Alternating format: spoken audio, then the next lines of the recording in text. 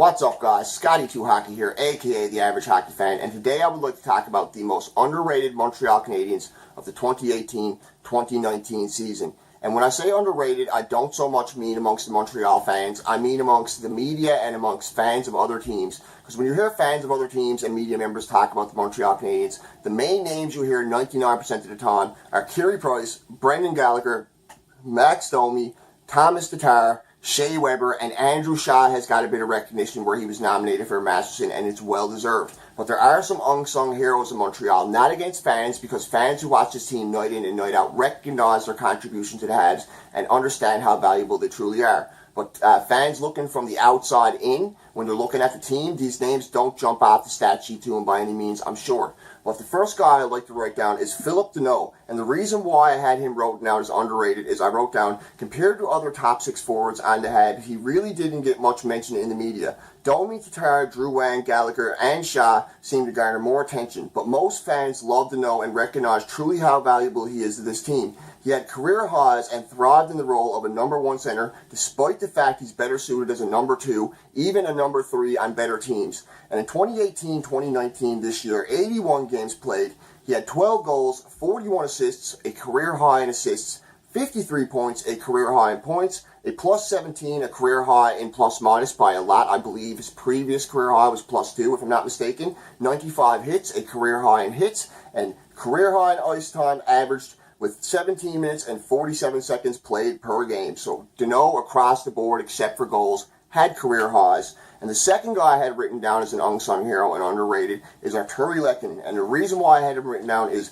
rarely gets recognition in the media and amongst some fans due to his poor finishing ability. But the reality is he's a spark plug who plays 100% on the defensive end every single game. He is a crucial piece to our penalty kill. He can play top 6 minutes and do well, but still fills in perfectly in a fourth line checking role. With time and practices, this guy could be a consistent 20-goal scorer who's great both ways. And this year, despite his lack of goals, I really liked his game. And in 2018-2019, in 82 games played, Lehkonen had 11 goals, 20 assists, a career high in assists, 31 points, a career high in points, career high in plus minus with a plus 10, 120 hits, over 50 more than his previous career high, and 15 minutes and 33 seconds average per game, just a minute off his career high in ice time.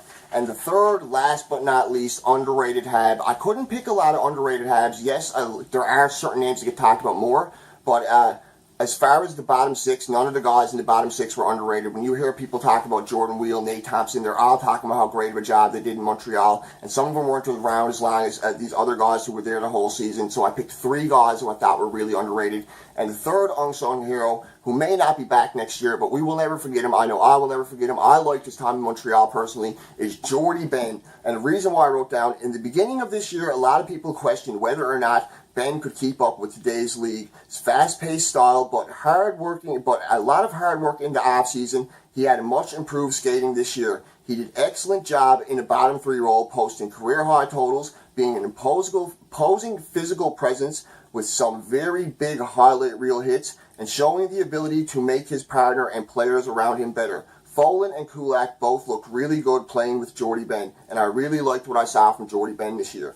In 2018-2019, 81 games played. He had 5 goals, a career high for Jordie Benn, 17 assists. He had 22 points, also a career high in points. He had a plus 15, 124 hits, a career high in hits for the guy, and played 18 minutes and 12 seconds per game, a hard 18 minutes and 12 seconds per game. So those were my three most underrated Montreal Canadiens of 2018-2019, and I'm sorry if I butchered the Ben one a bit at the end, but my writing is a bit hard to read even for myself. Anyways, guys, whether you agree or disagree, feel free to let me know. Do you feel there were more underrated Habs than these guys? I feel out of all of them, Phillip Danault was the most underrated. And don't forget to like. Please hit that subscribe button. Help me get to 100. Ring the bell for my upcoming video. And please leave a comment on what you thought. Who are your underrated unsung heroes in Montreal? And feel free to leave me video ideas, because I'm getting a bit short on material here, guys. But hopefully with the draft coming up, I'll have a lot more to come. I also have a couple prospect videos coming out too. Go Habs go. This is Scotty2 Hockey, a.k.a. the Average Hockey Fan. Over and out. Enjoy your day, folks. Have a great one.